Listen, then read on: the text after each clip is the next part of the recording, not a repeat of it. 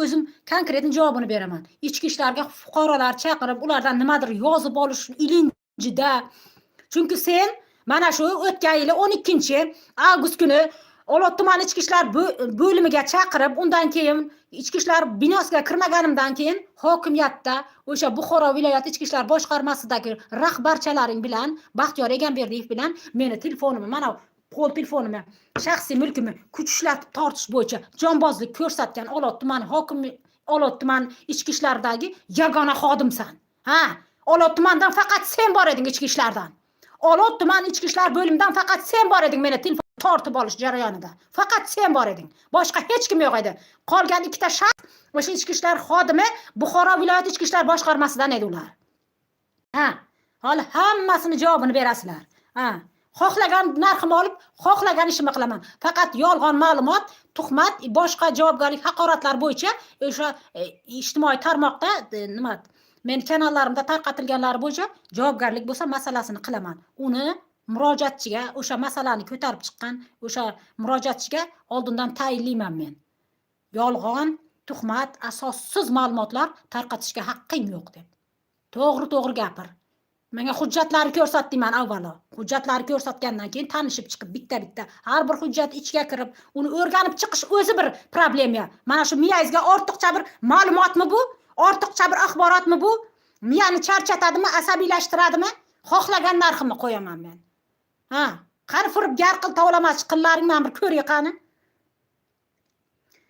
Na, shunaqa o'rtoqlar. Bugungi kunda blogerlarga kun yo'q O'zbekistonda. Bechoralar blogerlar bu o'zlarini tashvishidan ortib, o'zlarini hujjatbozlik, mana bugungi kunda O'zbekistonda yashash qiyin, ishsizlik, bu kimdadir kontrakt, kimdadir kredit, yana kimdadir boshqa bir maishiy muammolar deymizmi, ijtimoiy muammolar deymizmi?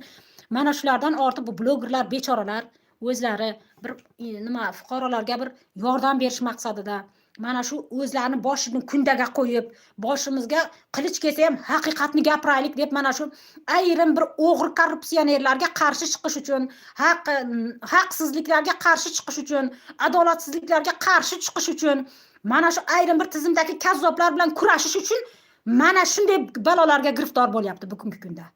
Ha. Anvar Sobirov, seni ishlatmayman. Sen kimsan?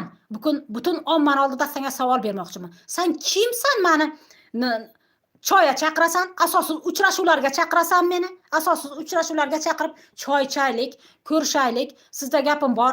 Kechani kecha demaysan, kunduz demaysan, kecha kunduz meni uchrashuvga chaqirib kimsan? Izimdan bo'lsa, izimdan pichoq urish, xanjar urish nimasida, ilinjida. Faqat nima ishlar qilib yuriysan, mana shunaqa o'yinlar qilib yuriysan. Maqsading nima seni? Anvar Sobirov, butun ichki ishlar tizimini, mana shu O'zbekistondagi butun bir ichki ishlar tizimini senga o'xshaganlar yuzini yerga qaratib yuribdi. Ichki ishlar tizimiga dog' tushirib yuribdi bugungi kunda. Ha, bugun asabiylashdim. Kuni u safarki bundan oldingi efirimda ko'zimdan yosh oqqani uchun, shuncha ommani oldida o'zimni ojiz qilib ko'rsatganimga o'zimga o'zim achinganimdan gapiryapman bugun. Osmon qo'lingda bo'lsa tashla. Ha, seni tuhmatlaring bilan qamalsam agar, butun o'zimni nima deydi?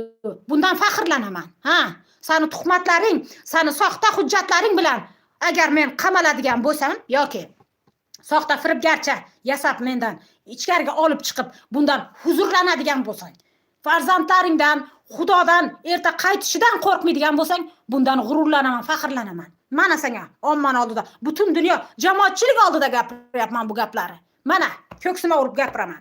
Haqiqat yo'llarida hech qachon charchamayman, qaytmayman, olg'a qarab bosaman.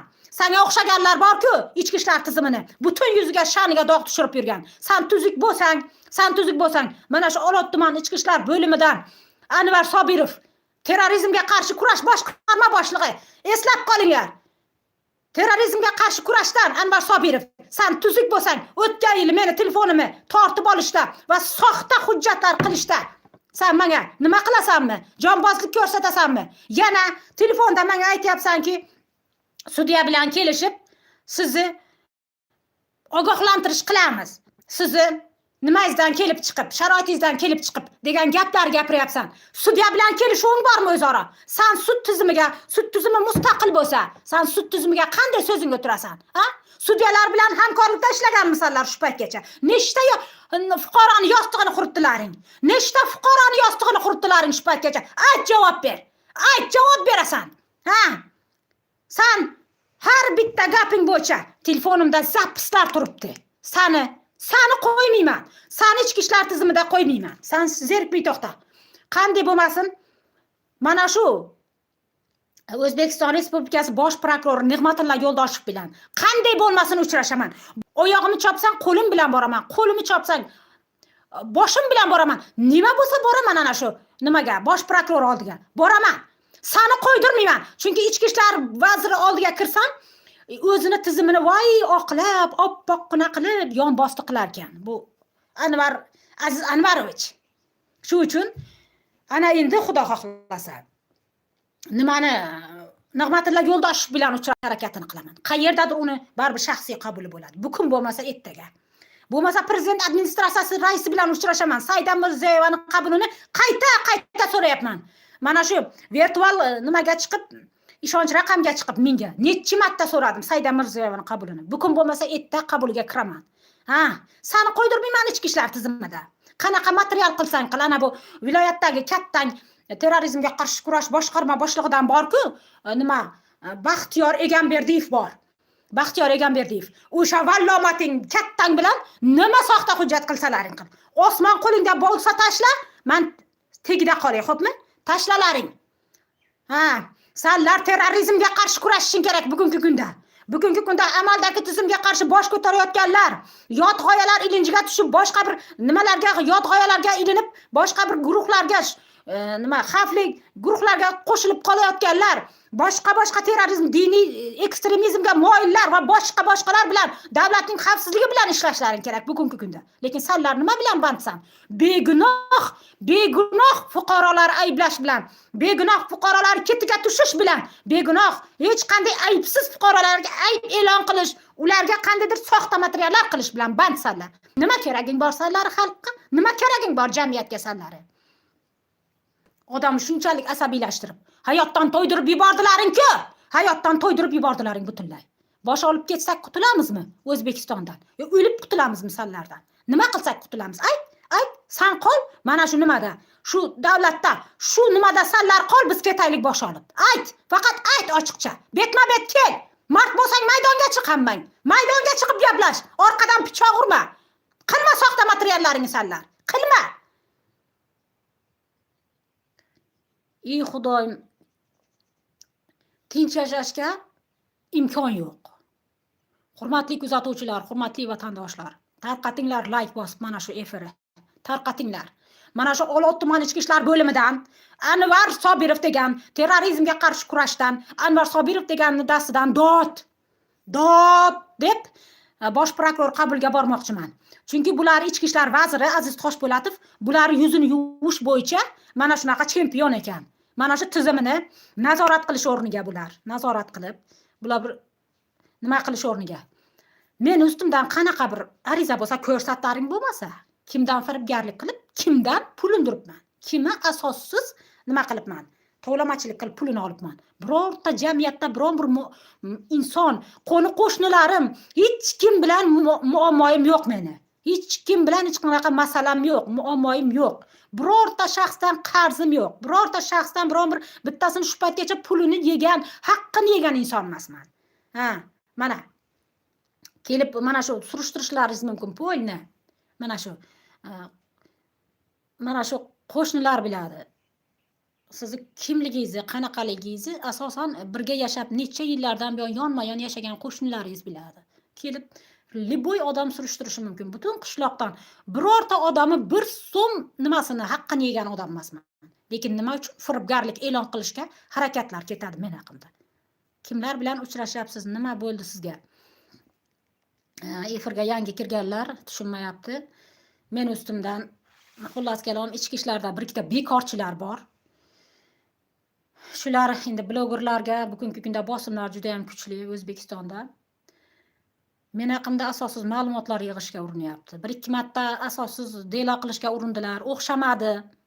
O'z haq-huquqlarim bilganimdan Allohga behisob shukrkim, advokat tutishga moddiy imkoniyatim yo'q bo'lsa ham beva ayolman. Kambag'al reyestrda turadigan beva ayolman. O'sha advokat tutishga imkoniyatim bo'lmasa ham mana shular bilan sudda yakkama-yakka olishganman.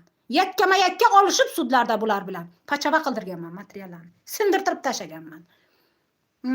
Endi yana bugungi kunda u fuqaroni chaqirar, bu fuqaroni chaqirar, so'roq savol qilar, necha so'm pul oldi, qancha oldi, xizmat haqisi qancha, sizdan pul oldimi, nima qildi, nima qo'ydi, nima ishing bor seni? Men $10,000 olaman. Xohlasam kanal meniki. Bugungi kunda bizda ichki ishlarda ayrim bir nopoklar, shunaqa nopoklar bosar tusarni bilmay qolgan. Mana shular orqasidan minglab ichki ishlar organlaridan bir o'liklar chiqyapti. Qamoqxonalardan nechta mana fuqarolarimiz murdasi chiqyapti. Bular bilmayman qaysi oliygohlarda o'qib, qayerlardan hujjat olib, qayerlardan qaysi yo'llar bilan ichki ishlar tizimiga, sohaga adashib kirib qolyapti bular. Mana shunaqa. Bizda umuman nima yo'q. Nazorat yo'q. Uzr so'rayman, efir uzilib qoldi. Chunki telefonim zaryadi o'chib qoldi. Hozir zaryadga uladim, mana zaryadchiga uladim telefonimni. Efir uzilib qoldi. Sizlarga mana shu oxirda reklama sifatida yaxshi bir tavsiya beraman. Yaxshi bir narsani reklama qilib tavsiya beraman sizlarga. Mana bu O'zbekiston Respublikasi Konstitutsiyasi mana. Kitobchasi, xullas kalom. Mana shuni bugungi kunda har bitta fuqaromiz o'qishi, bilishi va bundan foydalanishi va huquqlarini teng o'g'ri amaldorlar bilan teng talab qilib tortishi kerak. Mana shu narsa bilan bugungi kunda juda bir masalalar bilan fuqarolar bilan yuzma-yuz kelib, ular dardu hasratlarini tinglab, masalalarni o'rgangan paytimda mana shu konstitutsiyani bilmasligi, qonunlarni bilmasligi fuqarolarimizni bugungi kunda juda ham huquqlari oyoq osti bo'lishiga sababchi bo'lyapti. Arzimagan 8,000 so'm, 10,000 so'm turadi kutubxonalarda mana shu kitob. Lekin bozorga borsangiz 8,000, 10,000 so'mga hech balo bermaydi. Hech narsa bermaydi.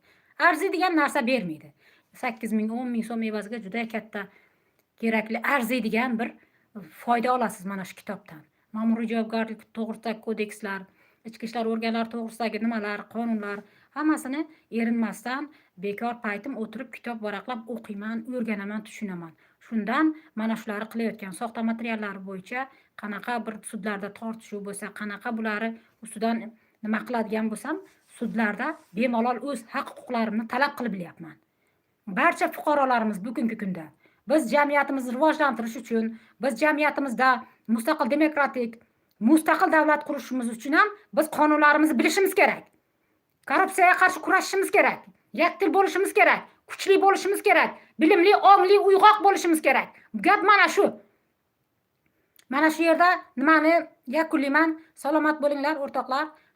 Haqiqat yo'llarda birgamiz. Hech qachon qo'rqmanglar, o'z haq-huquqlaringizni talab qilishda hech qachon qo'rqmanglar, ikkilanmanglar. Bir marta adolatsizliklarga, nohaqliklarga ko'z yumib, mayli tepada Xudo bor deb ketsangiz, bu ust-ustiga, bu o'zimizni minusimizga ishlaydi. Bu ust-ustiga mana u nimalarga volya beradi. Yana ham qonun buzarlik qilishga, yana ham g'oddayishga, bir ayrim bir ifloslarni g'oddayishga poved beradi, imkon beradi. Shu uchun o'rtoqlar, salomat bo'linglar. Efir iloji bo'lsa like bosib tarqatinglar.